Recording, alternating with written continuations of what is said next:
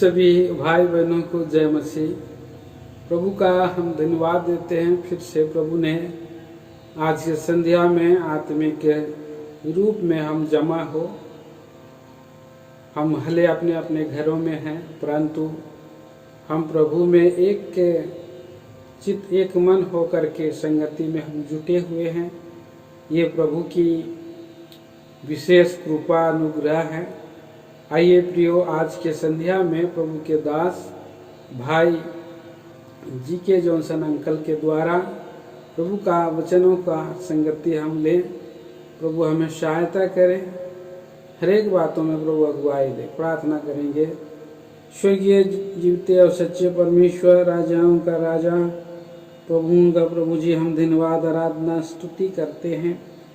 फिर से आपने बहुमूल्य अवसर दिया, आपके लोगों के साथ हमें इकट्ठा किया, जमा किया। हम धन्यवाद देते हैं।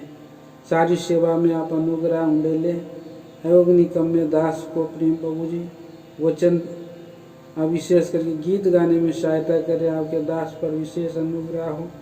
अच्छे स्वस्थ चंगाई में रखकर आपका महिमा करने में सहायता करें।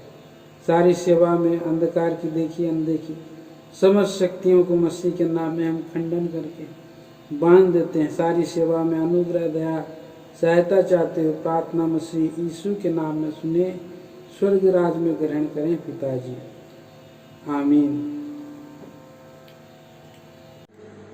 गीत संख्या 690, सॉन्ग नंबर 690।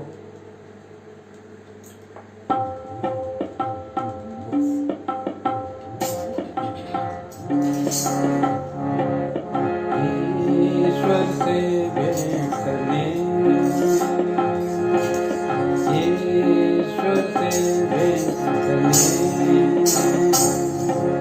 तैयार हो जा, तैयार हो जा, तैयार हो जा, तैयार हो जा। वो आ रहा है, आ रहा है, शीघ्र ही आ रहा है, आ रहा है, आ रहा है, शीघ्र ही आ रहा है। ईश्वर से भेंट करने, ईश्वर से भेंट करने, रात्रि के वस्त्र को निकाल, रात्रि के वस्त्र को निकाल दे। गंदा मलिन दाग लगे, गंदा मलिन दाग लगे। लहू से धो दे कई मैला हो जाए, लहू से धो दे कई मैला रह जाए। सुंदर मलमल तुझको पहना है, सुंदर श्वेत मलमल तुझको पहनना है। वो आ रहा है, वो आ रहा है, शीघ्र ही आ रहा है। वो आ रहा है, आ रहा है, शीघ्र ही आ रहा है। ईश्वर से भेंट करने, ईश्वर से भेंट करने, दूल्हे से भेंट करने जा तू तैयार है, दूल्हे से भेंट करने जा तू तैयार है। कुपियों में क्या तेल भी भरा है, कुपियों में क्या तेल भी भरा है। मसाले जलते क्या पूंग दिखाने, मसाले जलते क्या मार को दिखाने।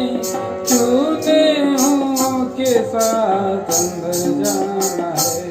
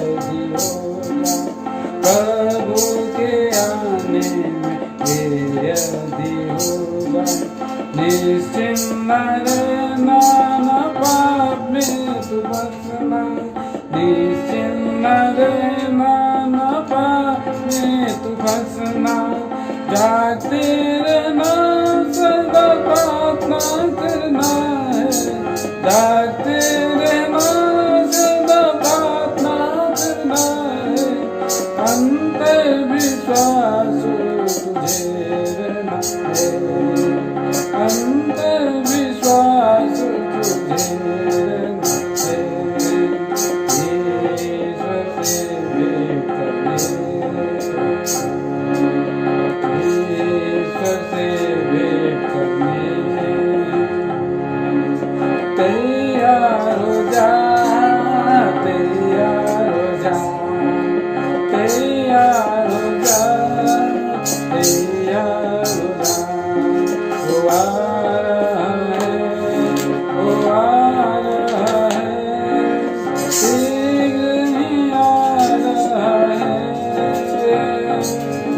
वो आ रहा है, वो आ रहा है, शीघ्र ही आ रहा है,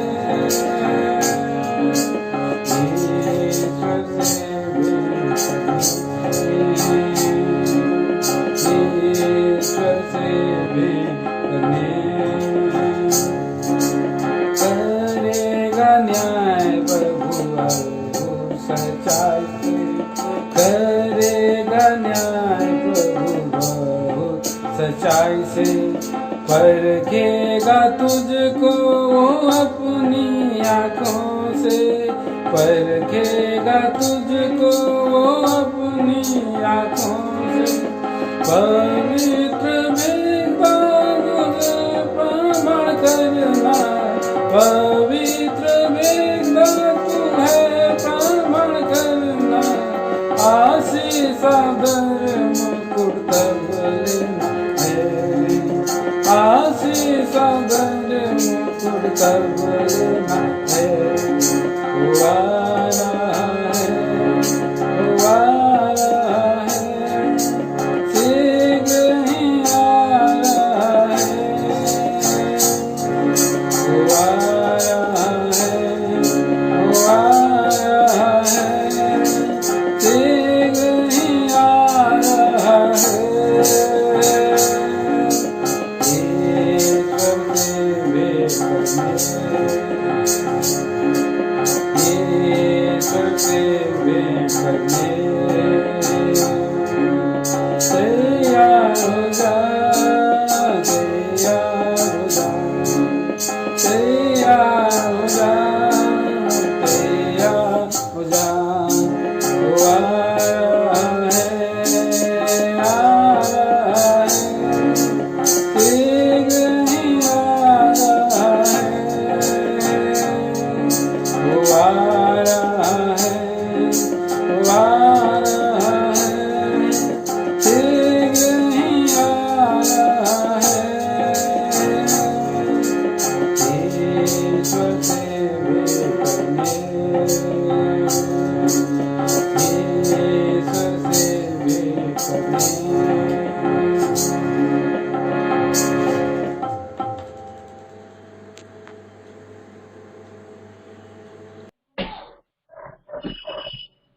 हमारे स्वर्गीय प्रेमी पिता परमेश्वर प्रभु यीशु के नाम के द्वारा से हम लोग आपके चरणों में आए हैं, आत्मा में गिर के आपको धन्यवाद करते हैं। दयालु पिता यीशु प्रभु आपकी स्तुति और धन्यवाद करते हैं, यहाँ तक पहुंचाया और आज का दिन भी आपने देखने दिया। अब हे पिता यीशु प्रभु हम लोग इकट्ठे हैं, आज के लिए आपसे वचन मांगते हैं। हम लोग के लिए जो संदेश है आप अपने आत्मा के द्वारा दीजिए और इन अंतिम दिनों में आपके लिए, आपकी सेवा के लिए, आपके आने के लिए हम लोग को तैयार कीजिए। तो प्रभु अपने आप को और सारा भार आपके हाथ में देते हैं। प्रार्थना सुनिए, धन्यवाद ज्ञान कीजिए प्रभु यीशु के नाम के द्वारा से, आमीन। 18। हे लड़कों, ये अंतिम समय है, और जैसा तुमने सुना है कि मसीह का विरोधी आने वाला है, उसके अनुसार अब भी बहुत से मसीह विरोधी उठ खड़े हुए हैं। इससे हम जानते हैं कि ये अंतिम समय है। प्रभु आपके वचनों के पढ़ जाने पर आशीष दीजिए। देखिए, उतने पहले समय में, क्योंकि यूहन्ना की पहली पत्री AD 90 में लिखी गई थी, क्या ऐसा बोलेंगे, प्रभु यीशु मसीह के जी उठने के करीब 60 या 55 साल पहले वो लोगों ने सुना था। किसके बारे में? एंटी क्राइस्ट के बारे में। पर ऐसा लगता है कि इन दिनों में विश्वासियों ने बहुत कमती सुना है एंटी क्राइस्ट के बारे में। अब बताइए, उससे पहले चर्चा थी एंटी क्राइस्ट के आने की, और इससे भी पहले पौलुस ने, प्रभु के दास पौलुस ने थिस्सलुनीकियों के अंदर भी विश्वासियों को एंटी क्राइस्ट के बारे में बताया था। वो AD यानी प्रभु यीशु मसीह से करीब 55 या 54 साल बाद की बात है,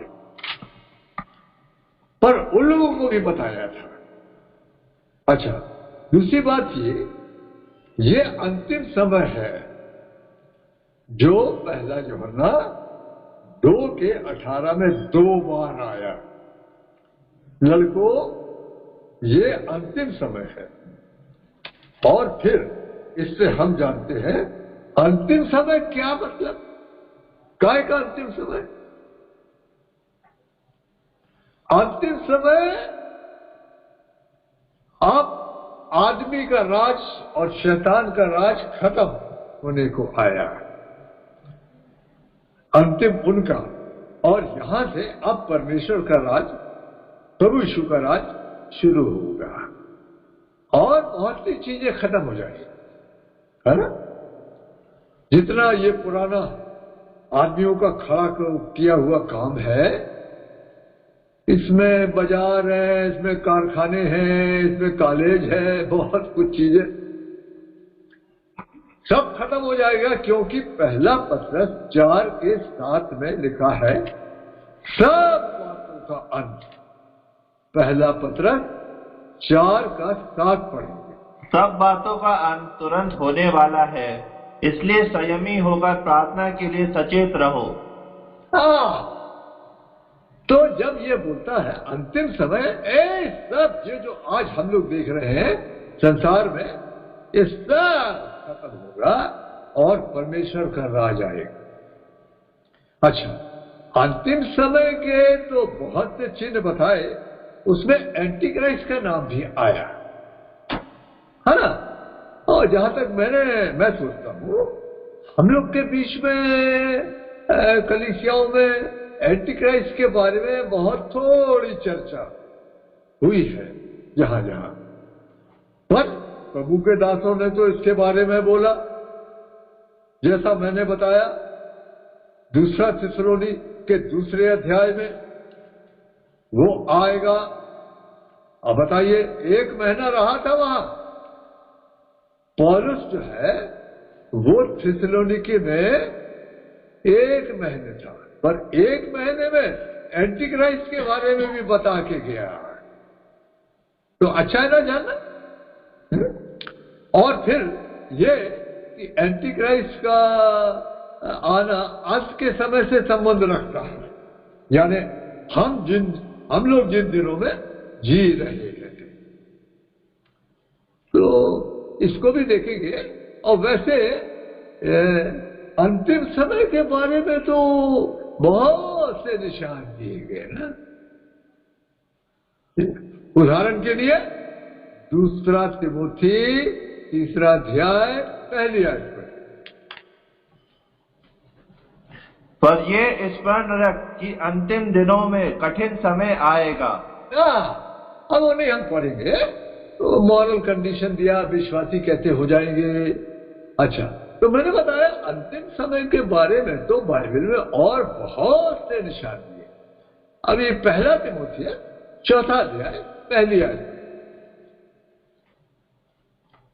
परंतु आत्मा स्पष्टता से कहता है कि आने वाले समय में कितने लोग भरमाने वाली आत्मा और दुष्ट आत्माओं की शिक्षाओं में मन लगाकर विश्वास से बहक जाएंगे। ये भी अंत के समय में है। और फिर अंत के समय में जब मत्ती 24 में प्रभु के चेलों ने पूछा था तो काफी डिटेल में प्रभु यीशु मसीह ने बताया। और खाली नए नियम में नहीं, लेकिन पुराने नियम के अंदर भी ये अंतिम समय, मतलब ये जो 6000 साल से जो आदमी का राज और शैतान का राज चला आ रहा है, इसका खात्मा, अंत और नया प्रभु का राज, उसके लगाव में पुराने नियम में और नए नियम में सब जगह बहुत सी भविष्यवाणियां हैं और वो दिखाई भी देती। अभी आपके यहाँ भी पेपर आता होगा। अभी इस पेपर में हमारे यहाँ जो आ रहा है, अभी पिछले कुछ दिनों से आग ही आग दिखाई जा रही है। एक देश में नहीं, कई देश में। अब याद रखिए, ये जो योएल भविष्यवक्ता है वो अंत का भविष्यवक्ता है। योएल नबी होशे के बाद आता है, योएल नबी, और योएल नबी की जो भविष्यवाणी है वो अंत के समय के बारे में है। क्यों?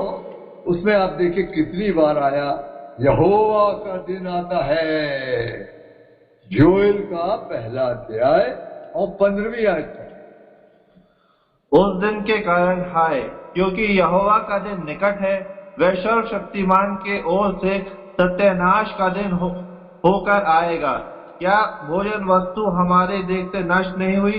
क्या हम अब मैंने बताया योएल जो था वो प्रभु यीशु मसीह से 800 साल पहले था, पर वो कहां की भविष्यवाणी कर रहा? डे ऑफ द लॉर्ड, प्रभु का दिन, क्रोध का दिन, प्रभु के आने का दिन। तो योएल 1:15 में हमने क्या पढ़ा? यहोवा का दिन निकट है। योएल 2 की पहली आयत। सिय्योन में नरसिंगा फूको, मेरे पवित्र पर्वत पर सांस बांधकर फूको, देश के सब रहने वाले कांप उठे, क्योंकि यहोवा का दिन आता है, वन वह निकट ही है। यहोवा के दिन का भविष्यवक्ता है वो। योएल 2 अध्याय 11वीं आयत। यहोवा अपने उस दल के आगे अपना शब्द सुनाता, क्योंकि उसके सेना बहुत ही बड़े, और जो अपने वचन पूरा करने वाला वह सामर्थी है। क्योंकि यहोवा का दिन बड़ा और अति भयानक है, उसको कौन सह सकेगा? आपने नोट किया? और यहोवा योएल का 2 अध्याय और 31वीं आयत, वर्ष 31। यहोवा के उस बड़े और भयानक दिन को आने से पहले सूर्य अंधियारा होगा और चंद्रमा रक्ता हो जाएगा। यहोवा का दिन। योएल 3 अध्याय और 14वीं आयत।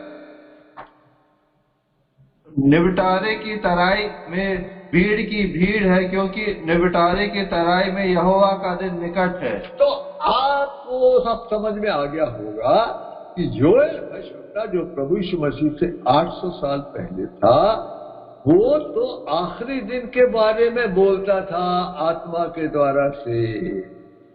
यहोवा का दिन जो क्रोध का और न्याय का दिन है। लेकिन बाइबल में क्रोध के दिन के आने से पहले प्रभु दुनिया में जो उसके लोग उससे प्यार करते हैं, उसकी बात जोते, उनको बचा लेगा। कैसा करके? अब याद रखिए, वो जो दिन, यहोवा के दिन के लक्षण या चिन्ह तो दिखने लगे। आप देखिए, मैंने बताया था पेपर आपके यहाँ भी आता होगा, हमारे यहाँ भी आता है। अभी उसमें आग आग आग बता रहे हैं, हजारों किलोमीटर की आग, जंगल के जंगल जल गए, जानवर जल गए, आदमी जल गए, मकान जल गए, हजारों लोगों को भागना पड़ रहा है। ये क्या हो रहा है? योएल नबी का पहला अध्याय और उसका 19 और 20 पढ़े। हे यहोवा, मैं तेरी दुहाई देता हूँ, क्योंकि जंगल की चराइयाँ आग का कौर हो गई और मैदान के सब वृक्ष ज्वाला से जल गए। वन पशु भी तेरे लिए हाँफते हैं, क्योंकि जल के सोते सूख गए और जंगल की चराइयाँ आग का कौर हो गई। अभी कुछ दिन पहले ऑस्ट्रेलिया में इतनी भयंकर आग लगी कि जंगल के जंगल जल गए। आपको मालूम है, कंगारू नाम का एक जानवर होता है, वो केवल ऑस्ट्रेलिया में मिलता है। कितने बेचारे कंगारू जल गए और कई जले हुए शहरों की तरफ भाग के आए। अभी कल के पेपर में बोल रहा है, ब्राजील के जंगल जल गए और जानवर भी जल गए। अमेरिका में आग, ब्राजील में आग, इक्वाडोर में आग, रशिया में आग। तो क्या बोलता है योएल 1 के 19-20 में? अंत का भविष्यवक्ता है, अंत के समय में ऐसी ऐसी आग लगेगी। मैंने बताया अंतिम समय के लगाव में तो परमेश्वर के वचन में बहुत सी बातें हैं, है ना? अंतिम समय में दुनिया कैसी होगी? क्या बोला प्रभु ने? मेरे आने के समय में दुनिया कैसी होगी? ये मत्ती 24 है और 37 और 38। मत्ती 24 का 37। जैसे नूह के दिन थे, वैसे ही मनुष्य के पुत्र का आना भी होगा। क्योंकि जैसे जल प्रलय से पहले के दिनों में जिस दिन तक नूह जहाज पर ना चढ़ा, उस दिन तक लोग खाते पीते और उनमें विवाह होते थे। आज नूह का जमाना कैसा था? अरे आदमी बहुत बढ़ गए थे। उत्पत्ति 6 की पहली आयत देखें, उत्पत्ति 6वां अध्याय और उसकी पहली आयत। फिर जब मनुष्य भूमि के ऊपर बहुत बढ़ने लगे और उनके बेटियां उत्पन्न हुई, बहुत बढ़ने लगे। आपको मालूम है आज दुनिया की आबादी कितनी है? 700 करोड़ से ऊपर होगी। क्या मालूम, मैं सोचता हूं नूह के टाइम में भी इतने लोग नहीं होंगे, है ना?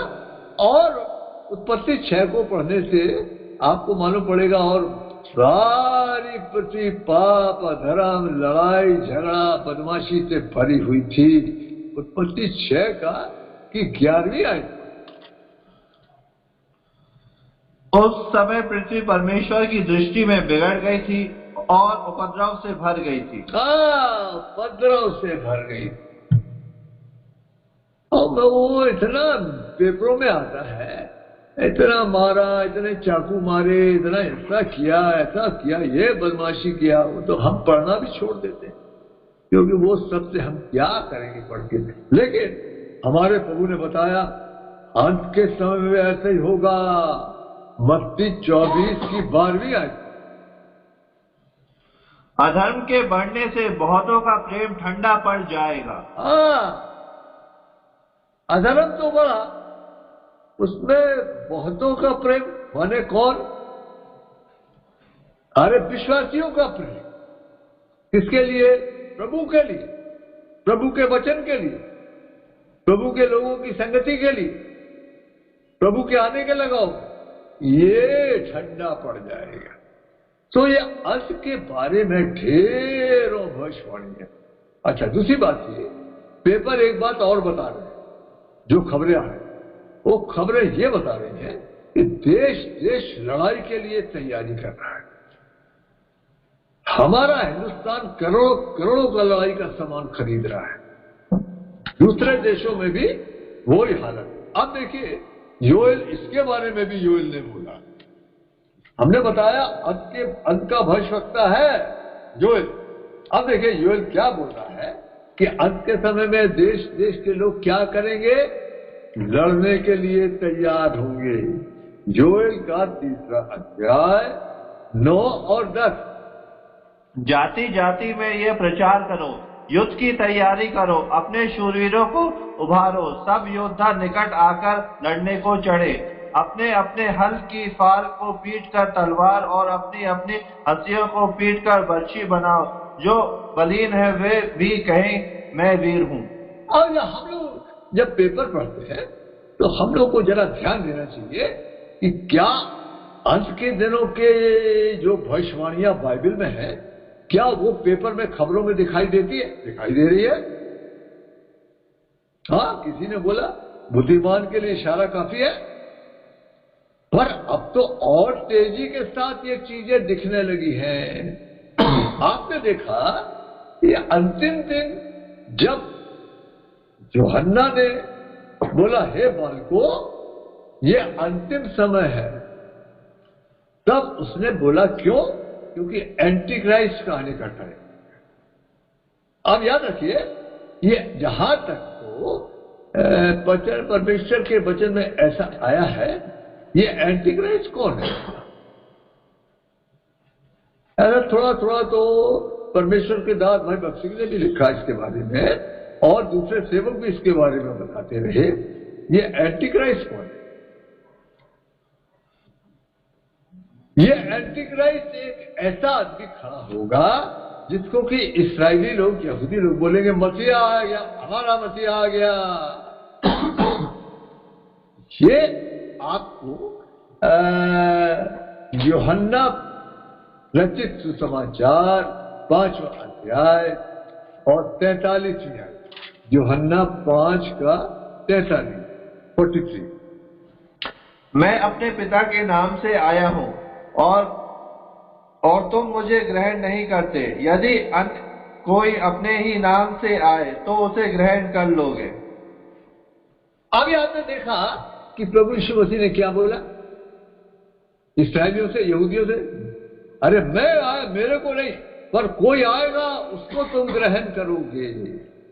अब याद रखिए एंटी क्राइस्ट के बारे में भी पुराने नियम में, नए नियम में, प्रकाशित वाक्य में काफी बातें लिखी हैं इसके बारे में। अब वो टाइम आज आ गया, यानी उसके आने के निशान दिखाई देने लगे हैं। अब इसको समझना भी अच्छा है, पर मैंने बताया इन बातों को बताया नहीं गया जैसा बताया जाना था, तो इसलिए एक बार दो बार बोलने में कई प्रभु के लोगों को इतना समझ में नहीं आएगा। इन चीजों को उनको रिपीट करके भी बताना पड़ेगा, क्योंकि ये आदमी कौन है, ये आदमी कहां से आएगा, ये आदमी क्या करेगा, बहुत सी बातें इसके बारे में लिखी है। तो लेकिन मैंने बोला इस आदमी के खड़े होने से इसको पाप का पुरुष बोला गया है। अब देखिए 2 थिस्सलुनीके का 2 अध्याय 2 और कि किसी आत्मा का यह वचन या पत्री के द्वारा, जो कि मानो हमारी ओर से नहीं, समझकर कि प्रभु का दिन आ पहुंचा, तुम्हारे मन अचानक असर ना हो जाए, ना तुम घबराओ, किसी रीति से किसी के धोखे में ना आना, क्योंकि वह दिन ना आएगा जब तब अधर्म का त्याग ना हो ले और वह पाप का पुरुष अर्थात विनाश का पुत्र प्रकट ना हो। आप देखिए इसको नाम दिया गया विनाश, पाप का पुरुष, विनाश का पुत्र आएगा। पौलुस ने बताया, मैंने आपको बताया पौलुस ने यह चिट्ठी, ये नगर का नाम है थिस्सलुनीके के लोगों को यीशु मसीह से 54 साल के बाद लिखी थी। वैसे व्यक्तिगत रूप से वो गया था तो 1 महीने रहा, वहां उनको बता क्या मैंने तुमको नहीं बताया था। 5वीं आयत पढ़िए, मतलब 2 थिस्सलुनीके 2:5। क्या तुम्हें स्मरण नहीं कि जब मैं तुम्हारे यहाँ था तो तुमसे ये बातें कहा करता था?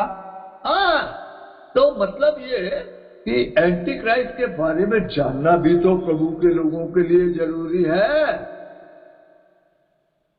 जब तो प्रभु ने बोला, प्रभु के दास ने बताया, तो क्या ये आदमी के खड़े होने का कुछ निशान दिखाई देता है? अब हम लोगों को मालूम नहीं उतना खबर मिलती कि नहीं, पर ऐसी खबरें तो आ रही हैं कि इस्राएल देश में अब जो इस्राएली लोग आए हैं वो करीब 2000, ये तो आपको मालूम है ना, करीब 2000 साल के बाद यहूदी लोग, इस्राएली लोग फिर से अपने देश में आए। ये भी आखिरी दिनों का निशान है। हाँ, क्योंकि अंजीर का पेड़ बोला। अच्छा, तो अब ये लोग क्या बोल रहे हैं? आ तो गए, आप ये लोग अभी भी यीशु मसीह को नहीं मानते हैं। वो बोलते हैं वो जो आया था झूठा था और वो नहीं जी उठा, उसके चेले लोग उसकी डेड बॉडी को चुरा के ले गए और बोल दिया कि जी उठा। ये मत्ती 28 में भी आया है कि ये बात आज तक, मत्ती 28 आएंगे, ये बात यहूदियों में आज तक प्रचलित है। हम देखो मत्ती 28 का और 15वीं आयत। अतः उन्होंने रुपए लेकर जैसे सिखाया गए थे वैसे ही किया कि ये बातें आज तक यहूदियों में प्रचलित है। क्या सिखाया था? ऐसा बोल देना। 13वीं आयत। ये कहना कि रात को जब हम सो रहे थे तो उसके चेले आकर उसे चुरा ले गए। अब यहूदी लोग आ तो गए, लेकिन यहूदी लोग बोलते अरे वो नहीं था मसीहा, वो झूठा था। चेले उसकी डेड बॉडी चुरा ले गए और बोल दिया जी उठा। अब ये लोग बोल रहे हमारा मसीहा आने वाला। तो मैंने आपको बताया कि क्या एंटी क्राइस्ट या ख्रिस्ट विरोधी का आने का टाइम हो गया, क्योंकि इस्राएल देश में इसके होर्डिंग्स लगे हुए हैं जगह जगह, मसीहा आ रहा है। उसकी तस्वीरें आने लगी हैं, याद रखिए। मेरे ख्याल से इंटरनेट वगैरह में भी आता। हम लोगों को जरा ध्यान देना चाहिए ना इस बात। अब वो लोग अपने घरों में भी वो लगाए हैं, वो बैनर लगाए, मसीहा आ रहा है, वो दिखाया गया। उनकी कारों में भी इब्रानी भाषा में वो लगा के घूम रहे हैं कि मसीहा आ रहा है। हाँ, इसका मतलब अब एंटी क्राइस्ट के आने का टाइम होगा। हे बालको, हालांकि उतना पहले उसने बोला यूहन्ना ने, जो हमने यूहन्ना 2:18 में पढ़ा, हे बालको ये अंतिम समय है, तुमने सुना। हाँ, उन लोगों ने सुना था, हम लोगों को उतना नहीं बताया गया, बताया जा रहा था मेरे ख्याल। लेकिन अब तो टाइम आ गया ना। अब जो चीजें दुनिया में हो रही है, ये अब प्रभु के लोगों को ये सोचने के लिए मजबूर एक तरह से कर रही है कि भाई क्या हो रहा है और क्या होने वाला है। तो उससे संबंधित है। आज के समय से ये सारे जो कुछ भी हमने देखा, कुछ निशान, आग लगी है, दुनिया में क्या क्या हो रहा है, देश लड़ने के लिए तैयार हो रहे हैं, दुनिया की पॉपुलेशन इतना बढ़ गई है, ये सब आज के समय से जुड़े हुए हैं। और एंटी क्राइस्ट का आना भी अंत के समय से जुड़ा हुआ है। तो बहुत से निशान दिखाई देते है ना। अब ये मैंने बताया कि ये जो एक तो महामारी आई है जिसको कोरोना बोल रहे हैं, अब ये अब इतने ज्ञानी लोग हैं, साइंटिस्ट लोग हैं और बड़े ज्ञानी बुद्धिमान टाइप के लोग हैं, पर किसी के समझ में नहीं आता है। अभी देखिए एक शब्द आया है जो लूका 21:25 पढ़े। लूका 21:25। सूरज और चांद और तारों में चिन्ह दिखाई देगा और पृथ्वी पर देश देश के लोगों को संकट होगा, क्योंकि वह समुद्र के गरजने और लहरों के कोलाहल से घबरा जाएंगे। ये जो घबरा जाएंगे, और संसार पर आने वाली इन चीजों से घबरा जाएंगे। इसको इंग्लिश में एक शब्द लिखा है, परप्लेक्सिटी। आप जो पढ़े लिखे हैं डिक्शनरी को निकाल के जरा देखना, ये परप्लेक्सिटी का क्या मतलब? परप्लेक्सिटी का मतलब होता है कुछ ऐसी चीजें हैं जो समझ में नहीं आती, उनके चलते घबराहट होती है। मैंने बताया ऐसी विपत्तियां जो समझ में नहीं आती, जैसे अब ये कोरोना 1 साल करीब होने को आया। अब मेरी इतनी उम्र हो गई तो मैंने तो कभी नहीं सुना है कि इस प्रकार की कोई चीज सारी दुनिया में आई थी। आपने सुना होगा? नहीं सुना होगा? सारी दुनिया में, और किसी का समझ में नहीं आ रहा। डॉक्टर लोग लगे, साइंटिस्ट लोग लगे हैं खोजने के लिए जो ये क्या चीज है। ये परप्लेक्सिटी बोलते हैं, ऐसी घबराहट जो समझ में नहीं आती है। अच्छा, अभी ये तो ठीक है, बता दे कुछ लाख आदमी मर गए, लेकिन अभी ये तो शुरुआत है, ये खाली शुरुआत है। हाँ, अभी आगे क्या है? अभी प्रभु लूका 21 का 25 तो हमने पढ़ा, 26 भी पढ़ ली। भय के कारण और संसार पर आने वाली घटनाओं की बाट देखते देखते लोगों के जी में जी ना रहेगा।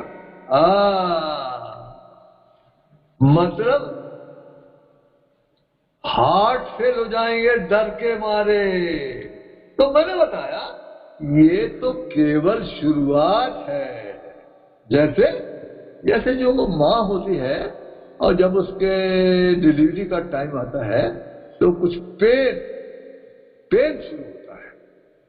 अब देखिए प्रभु यीशु ने क्या बोला, मत्ती 24 में आते और उसकी 8वीं आयत पढ़ी।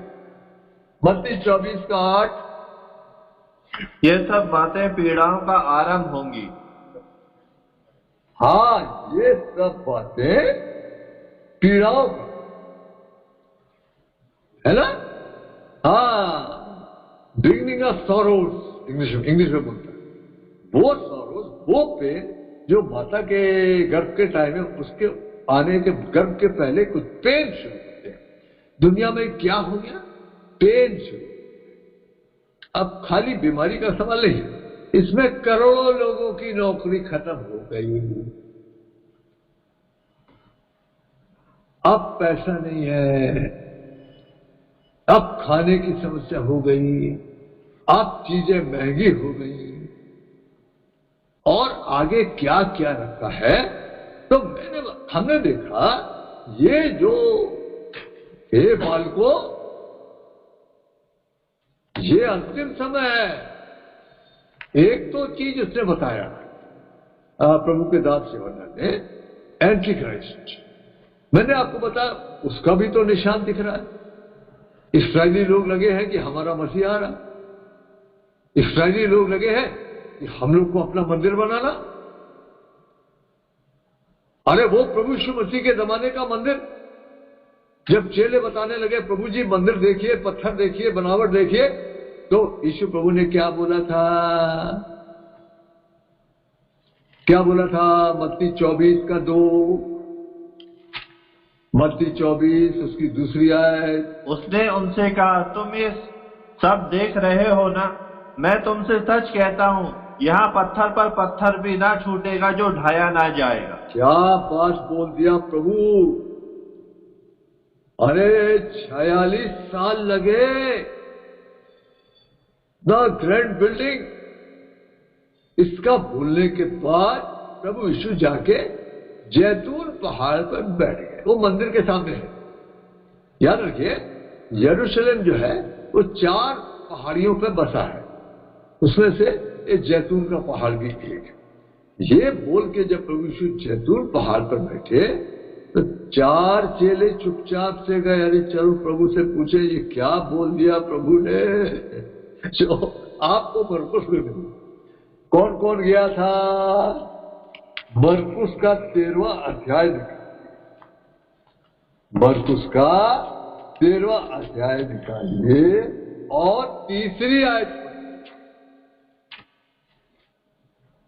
जब वे जैतून के पहाड़ पर मंदिर के सामने बैठा था तो पतरस और याकूब और यूहन्ना और एंद्रियास ने अलग जाकर उससे पूछा, हमें हाँ प्रभु, ये क्या बोला आपने, जो बोला ये कब होगा प्रभु, और आपके आने का क्या निशान होगा, जगत के अंत का क्या निशान होगा। 3 सवाल पूछे थे, याद रखिए। वो आपको मत्ती 24 के 3 में मिलता है। ठीक, ये क्या होगा, आपने ये जो बोला पत्थर पे पत्थर, ये कब होगा, कब बता दिया। तो वो 46 साल की बिल्डिंग पत्थर पे पत्थर रोमियो ने आके गिरा दिया। कब? यीशु मसीह से 70 साल के बाद। हम बोलेंगे यीशु मसीह के जन्म से 70 साल, या यीशु मसीह के जी उठने के 37 साल के बाद रोम की सेना ने हमला किया, क्योंकि उन दिनों में यहूदी लोग, इस्राएली लोग रोम के अंडर में थे। आपको अच्छी तरह याद है, प्रभु यीशु मसीह का मुकदमा रोमी गवर्नर पिलातुस उसके सामने हुआ था, उसके अंडर में थे, पर वो बलवा कर गए, इसलिए रोम ने भारी सेना भेजी और सन 70 में वो नगर ले लिया गया, आग लगा के फूंक दिया, इनका मंदिर जला दिया, पत्थर पे पत्थर उलट दिए। वो घटना हो चुकी, हो गई AD 70। अभी वो टूटा पड़ा खाली एक दीवार है वहां, आपने सुना होगा, जरूरी है सुनना, सुना होगा उसको वेलिंग वॉल इंग्लिश में बोलते हैं, या विलाप वाली दीवार। यानी वो पुराने मंदिर की बाहरी एक दीवार खड़ी है, अब और कुछ नहीं बचा। यहूदियों का सबसे पवित्र स्थान वो ही दीवार है। वो दीवार ईंटा की बनी नहीं है, चट्टान के ऊपर चट्टान रखी है। ये भी ताजुब होता है कि उन दिनों में मशीन वगैरह नहीं थी, इतने भारी भारी पत्थर चट्टानों के समान कैसे उठाए गए। एनीवे, तो मैंने बताया, लेकिन आप हे बालको, तुमने सुना मसीह का विरोधी आने वाला है। ये मसीह का विरोधी क्या करेगा? 2 थिस्सलुनी 2 अध्याय 4 आयत।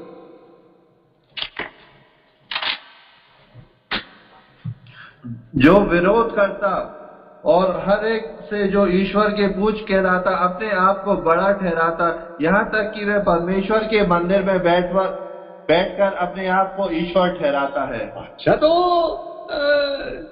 पौलुस बोल रहा है वो परमेश्वर के मंदिर में, मंदिर तो टूट गया था, तो मंदिर फिर बनेगा। अब जिनके पास इंटरनेट है वो तो देखते रहते होंगे कि यहूदी लोग लगे हैं अपना मंदिर बनाने के लिए। हाँ, भारी तैयारी है।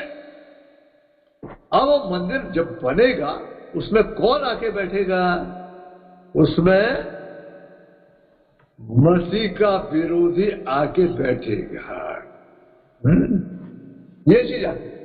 तो देखिए, क्या हम लोग आखिरी समय में नहीं है? पक्की बात है, हम लोग आखिरी समय में हैं। लेकिन बाइबल एक बात और बताती है, ये आदमी जिसको पाप का पुरुष बोला गया है, या प्रकाशित 13 में पशु बोला गया है, ये और भी इसके कई नाम है। तो इसके आने के पहले दुनिया में से किन्हीं लोगों को हट जाना चाहिए। हाँ, मसीह का विरोधी आने के पहले दुनिया में से किन्हीं लोगों को हट जाना चाहिए, जो 2 थिस्सलुनी 2 अध्याय में आपको मिलेगा। 7 और 8 पढ़ेंगे। क्योंकि अधर्म का भेद अब भी कार्य करता जाता है, पर अभी एक रोकने वाला, और जब तक कि वह दूर ना हो जाए वह रोके रहेगा। तब वह अधर्म प्रकट होगा जिसमें प्रभु यीशु अपने मुंह के से फूंक से मार डालेगा और अपने आगमन के तेज से भस्म कर देगा। अरे ये रोकने वाला कौन है? उसको ही बोला, अभी एक रोकने वाला है। हाँ तो ठीक है, किसी ने बोला वो पवित्र आत्मा, आत्मिक लोग, ऐसे प्रभु के लोग, प्रार्थना करने वाले जयवंत टाइप के लोग, जिनको प्रभु निकाल ले जाएगा, उनके उठा लेने के बाद ये आदमी दुनिया में खड़ा यानी खुल्लम खुल्ला सामने आएगा। देखिए बड़ा है ये रे। हाँ, क्यों? मेरे ख्याल से अभी तो जो प्रभु के आत्मिक बच्चे हैं उन लोगों को प्रभु ने काफी पावर दिया। कितना पावर दिया भाई?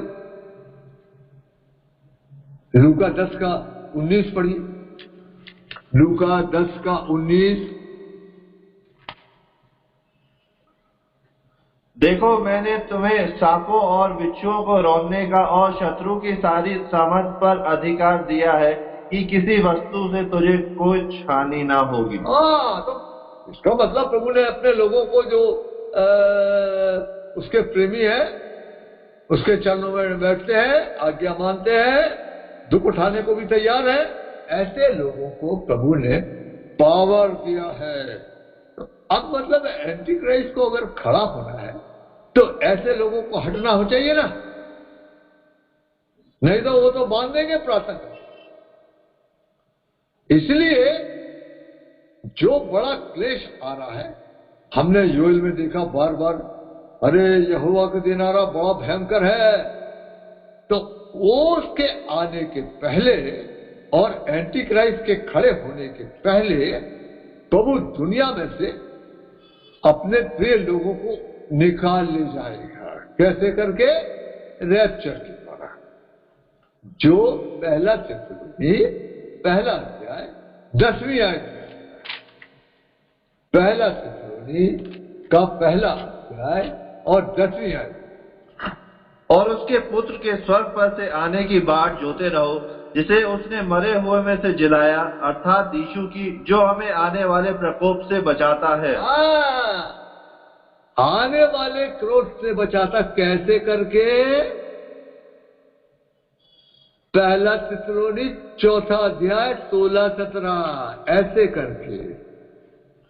क्योंकि प्रभु आप ही स्वर्ग से उतरेगा, उस समय ललकार और प्रधान दूत का शब्द सुनाई देगा और परमेश्वर की तुरी फूंकी जाएगी, और जो मसीह में मरे हैं वे पहले जी उठेंगे। तब हम जो जीवित और बचे रहेंगे उसके साथ बादलों में उठा लिए जाएंगे कि हवा में प्रभु से मिले, और इसी रीति से हम सदा प्रभु के साथ रहेंगे। अब देखिए, ये बातें जानना कितना जरूरी है। हम लोगों को प्रभु परमेश्वर पिता ने दुनिया में इसीलिए हम लोग को बुलाया, छुड़ाया। हम लोग यहां दुनिया में बसने के लिए नहीं है। लिखा हमारा कोई यहां परमानेंट घर नहीं है। अभी मैं जिस घर में रहा हूं मेरे नाना का था, नाना के बाद फिर उनके बच्चों को मिला, फिर उनके बाद मेरे को मिला। अरे हम लोग सब यहां परदेसी लोग हैं। हम लोग तो यही आशा के लिए बचाए गए। जो नया आ रहा है, आदमी का राज, शैतान का राज सब खत्म हो जाएगा, खत्म होने वाला है, और दिख भी रहा थोड़ा थोड़ा कि खत्म हो रहा है। तो इन चीजों को जानना कितना जरूरी है। हमको क्या ये इच्छा नहीं होती है जानने की कि कितना टाइम रह गया? हाँ, या हम लोग बड़े मजे में हैं? आज आओ प्रभु, चाहे 100 साल बाद आओ, हम लोग तो बड़े मजे में हैं। इस टाइप के लोग नहीं जाएंगे। ना ना ना, ये तो वो लोग जाएंगे जो करा रहे, प्रभु आप कितना और रह गया टाइम, प्रभु जो ये बात पूछ रहे प्रभु से जानना मांगते हैं। यशायाह 21:11। यशायाह 21:11। दुमा के विषय में भारी वचन, तेई में से कोई मुझे पुकार रहा है। हे पैरुए, रात का क्या सुसमाचार है? हे पैरुए, रात की क्या खबर है? पैरुए ने कहा, भोर होती है और रात भी। यदि तुम पूछना चाहते हो तो पूछो, फिर लौटकर आना। अरे कितना रह गया रात, सवेरा कब होगा? जो प्यारे प्रभु को प्यार करने वाले हैं वो यही पूछे, प्रभु जी और कितना रह गया? दुनिया तो सड़ गई है, रहने के लायक नहीं है। और हमारा दुनिया में क्या इंटरेस्ट है बताइए, है? हमारे लिए क्या चीज प्यारी है? हमारे प्रभु को छोड़ उसके लोग हैं, उनकी संगति है, कुछ छोटी मोटी सेवा है। मैंने बताया करायना शब्द आया है, ऐसे करके बोलते, पूरा शब्द नहीं बोलते, ग्रोनिंग इंग्लिश में आया। रोमियो की पत्री 8वां अध्याय, रोमियो की पत्री का 8वां अध्याय 20, 21, 22। क्योंकि सृष्टि अपनी इच्छा से नहीं पर अधीन करने वाली की ओर से व्यर्थता के अधीन इस आशा में की गई कि सृष्टि भी आप ही विनाश के दासत्व से छुटकारा पाकर परमेश्वर की संतानों की महिमा की स्वतंत्रता प्राप्त करेगी। क्योंकि हम जानते हैं कि सारी सृष्टि अब तक मिलकर कराती और पीड़ाओं में तड़पती है। अरे भाई, पहले तो ऐसा नहीं था। अगर आप उत्पत्ति में पढ़ेंगे, जब प्रभु ने बनाया दुनिया, 6 दिन के बाद प्रभु ने जब देखा तो it was so very nice.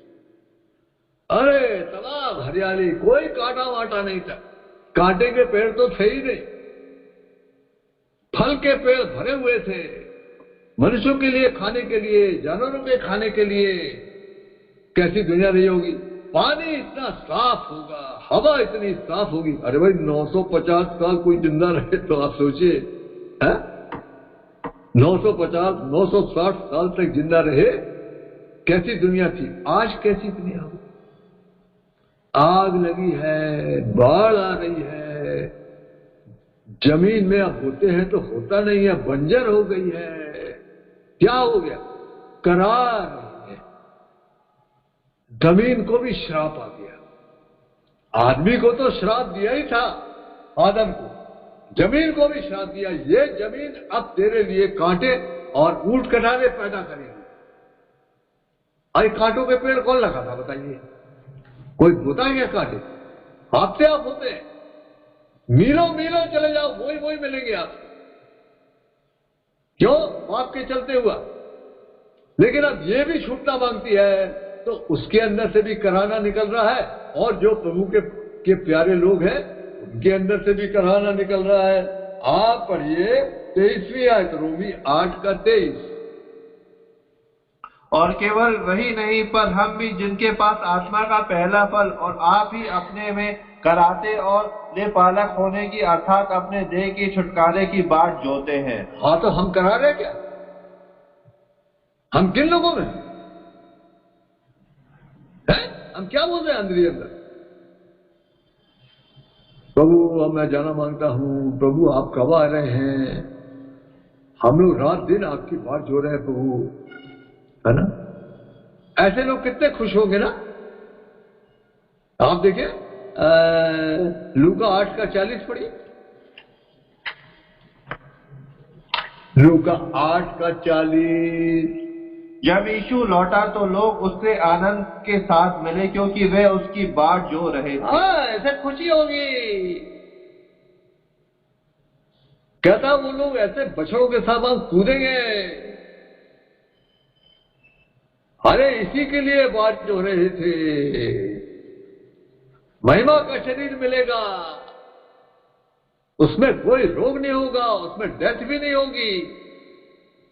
कहता वो स्वर्गदूतों के समान होंगे, और ऐसी ऐसी चीजें हैं भाई, हम क्या बोलेंगे। अपने लोगों के लिए हमारे प्रभु ने क्या क्या तैयार किया है।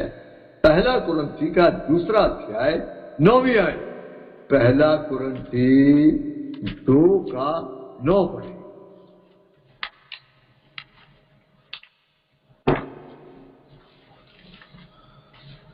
परंतु जैसा लिखा है, जो बातें आंखों ने नहीं देखी और कान ने नहीं सुनी, जो बातें मनुष्य के चित्र में नहीं चढ़ी, वही है जो परमेश्वर ने प्रेम रखने वालों के लिए तैयार की। लेकिन हमने देखा बहुतों का प्रेम ठंडा हो गया। कैसे? अरे दुनिया प्यारी लगने लगी, देमाग तरीके भग गए। 2 तिमुथियुस 4 अध्याय 10वीं आयत, दुनिया प्यारी लगने लगी। क्योंकि देमास ने इस संसार को प्रिय जानकर मुझे छोड़ दिया और थिस्सलुनीक में चला गया। अब बाइबल उतनी अच्छी नहीं लगती है। अब ये इंटरनेट देखते रहो, रंग बिरंगी इसमें आता रहता है, घंटों घंटों देखते रहते हैं। आसपास भी देख रहे हैं, अपने घर में भी कभी देखते हैं। क्या करें इनकी बेचारे, हाँ वही देखते रहते हैं, दुनिया का दिखाते। अब कहाँ टाइम बचा बाइबल के लिए? अब दूसरी चीजों ने वो प्रेम छीन लिया। अब कईयों के लिए धन का प्रेम आ गया, हाँ, कईयों के लिए अपनी तारीफ, कईयों को नींद बड़ी अच्छी लगती है तो घंटों सो रहे हैं, सूरज निकल आया। बहुतों का प्रेम ठंडा हो, अब वो ठंडे वाले तो नहीं जानेंगे, ये फंस जाएंगे। अगर हम इस प्रकार से हमारी हालत है तो हम ठंडे, हम जाने वाले नहीं है। कोई प्रभु जबरन लेने के लिए नहीं आ रहा। हाँ, जो जाना, जो जिनके अंदर लॉन्गिंग है, जो उसके आने के लिए प्रिय जानते हैं। दूसरा चौथा अध्याय 8वीं आयत। भविष्य में मेरे लिए धर्म का वह मुकुट रखा हुआ है, जिसे प्रभु जो धर्मी और न्यायी है मुझे उस दिन देगा, और मुझे ही नहीं वरन उन सब को भी जो उसके प्रकट होने को प्रिय जानते हैं। और याद रखिए, हम इन दिनों में क्या बातें करते हैं। हमारे लिए कौन सा विषय है जो बड़ा प्यारा है और चर्चा का है, जिसके बारे में हम बात करना मांगते हैं, जिसके बारे में हम जानना मांगते हैं? हाँ, देयर आर पीपल, इसमें कोई शक नहीं कि जगह जगह ऐसे भी प्रभु के हमारे प्यारे भाई बहन हैं विश्वासी। हम तो रात दिन यही जानना मांगते हैं, प्रभु और कौन सी भविष्यवाणी है, और क्या हो रहा, आपने जो जो बताया था। ऐसे लोगों को प्रभु बताता है, जो नहीं जानना मांगते हैं उनको नहीं बताता। लेकिन जो इस प्रकार के लोग हैं जिनके दिल में लगा प्रभु, मैंने बताया हम लोग काय के लिए जिंदा हैं भाई, चाहे वो झारसुगुडा हो, चाहे वो दमोह हो, चाहे बॉम्बे हो, चाहे दिल्ली हो, दुनिया में जहां भी जहां प्रभु के लोग, हम लोग काय के लिए हैं? हम लोग तो इसीलिए हैं। और हमारे परमेश्वर पिता ने हमको बता दिया, ये जो दुनिया उसने बनाई इसका कब तक रहेगी और इसका क्या अंत होने वाला है। अब मैंने बताया ये आदमियों का राज खत्म हो जाएगा। लॉर्ड विल रेन, बाइबल बोलती है प्रभु राज करेगा और उसके साथ उसके लोग राज करेंगे। अब देखिए प्रकाशित वाक्य 11 में आएंगे। प्रकाशित वाक्य का 11वां अध्याय और उसकी 15वीं आयत। जब 7वें दूत ने तुरी फूंकी तो स्वर्ग में से उस विषय में बड़े बड़े शब्द होने लगे, जगत का राज हमारे प्रभु का और उसके मसीह का होगा, वह युगान युग राज। अभी दुनिया में राज खड़े हुए। आज हमारा राज है, हम लोग हिंदुस्तान राज में रहते हैं, फिर पाकिस्तान है, फिर चाइना है, फिर रशिया है, फिर अमेरिका है, फिर फलाने है, करीब 200 करीब ये राज दुनिया में खड़े, सब खत्म हो जाएंगे। कैसे? अरे वो खत्म हो गया ना, वो क्या कहते हैं, मिस्र का राज खत्म हो गया, फिरौन, वो बाबुल का राज खत्म हो गया, नबूकदनेस्सर, वो मादी फारसी थे वो खत्म हो गए, वो अलेक्जेंडर द ग्रेट खत्म हो गया, और जितने भी राज आए वो खत्म हो गए, उनके महल वगैरह सब वहां पर धूल जमी है। अब ये राज भी खत्म करने का टाइम आ गया। अभी एक राज खड़ा करेगा प्रभु, वो उसी के लिए हम लोग ठहरे हुए हैं। और ये जो प्रभु ने बोला आकाश और पृथ्वी टल जाए, पर ये बातें पूरी होगी, हो रही है, और बाकी जो रह गई वो भी पूरी हो जाएंगी। याद रखिए डैनियल नबी का हम लोग 7वां अध्याय निकालेंगे। डैनियल नबी का 7वां अध्याय निकालेंगे, और डैनियल नबी का 7वां अध्याय और उसका 17 और 18 उन 4 बड़े बड़े जंतुओं का अर्थ 4 राज है जो पृथ्वी पर उदय होंगे, परंतु परम प्रधान के पवित्र लोग राज को पाएंगे और युगानुयुग उसके अधिकारी बने रहेंगे। ये इतिहास में बता रहा है, सब खत्म। Ashok the great, Akbar the great, Alexander the great, सब ग्रेट खत्म हो गए। अभी जो देख रहे हैं इनका भी टाइम आ गया खत्म होने का। ज्यादा लड़ाइयों में मरेंगे, करोड़ों लोग मरेंगे, बड़े बड़े भूकंप आएंगे, बड़े बड़े नगर गिर जाएंगे। अभी नहीं, अरे अभी तो बड़े बड़े नगरों में प्रभु के लोग भी है ना। उनके निकलने के बाद जाति पर जाति, राज पर राज चढ़ाई करेगा, बड़े बड़े भूकंप होंगे, महामारियां आएंगी और अकाल होंगे। अब ये परमेश्वर का क्रोध और न्याय को बताता है, हमारे लिए नहीं। पर हम अगर दुनियादारी करें, अशुद्धता करें, कुछ पाप करें, तो हम लोग इनमें फंस जाएंगे, हम भी इन्हीं में फंस जाएंगे। माने ये चीजें हमारे ऊपर भी आ पड़े। क्या प्रभु ने नहीं बोला? देखो नहीं तो तुम्हारे ऊपर भी आ जाएगा। लूका 21 का 34, 35, 36। लूका 21 का 35, 34, 35, 36। इसलिए सावधान रहो, ऐसा न हो कि तुम्हारे मन खुमार और मतवालेपन और जीवन की चिंताओं में सुस्त हो जाएं, और वह दिन तुम पे फंदे के समान अचानक आ पड़े, क्योंकि वह सारी पृथ्वी के सब रहने वालों पर इसी प्रकार आ पड़ेगा। इसलिए जागते रहो और हर समय प्रार्थना करते रहो, तुम इन सब आने वाली घटनाओं से बचने और मनुष्य के पुत्र के सामने खड़े होने के योग्य बनो। ये किसको बोल रहा? ये किसको बोला है? यहाँ तो कोई भीड़ तो नहीं है, तो चेलों को बोल रहा है, हम लोग के लिए। इसलिए जागते रहो और प्रार्थना करते रहो कि ये जो दुनिया में आ रहा उससे बचने और मेरे सामने खड़े होने के लायक बनो। यही तो कोशिश है इन दिनों में हमारी होना चाहिए। सब ठीक ठाक करने के लिए परमेश्वर के साथ, मनुष्यों के साथ, दोनों तरफ ठीक होना। अंत का समय आ पहुंचा। प्रेरितों के काम 24 का 15-16।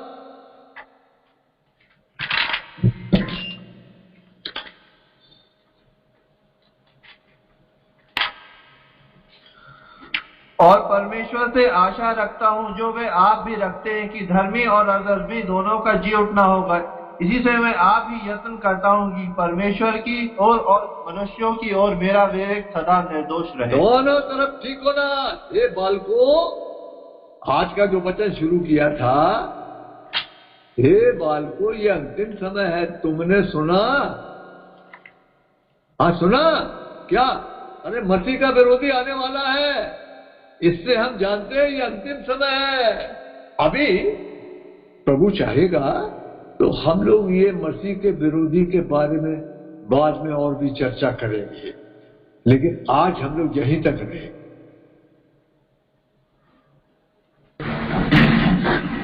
अंकल आप प्राय करिए, आगे प्रार्थना और बेनेडिक्शन। हमारे दयालु पिता, स्वर्गीय पिता, आपके चरणों में हम लोग आए। प्रभु यीशु, आपके चरणों में पिताजी हम लोग गिरते हैं, धन्यवाद करते हैं। बहुत ही धन्यवादी है, क्योंकि प्रभु आपने सच बोला। स्वर्ग के राज के भेदों की समझ हम लोगों को आप दिए हैं, इसके लिए आपकी स्तुति करते हैं।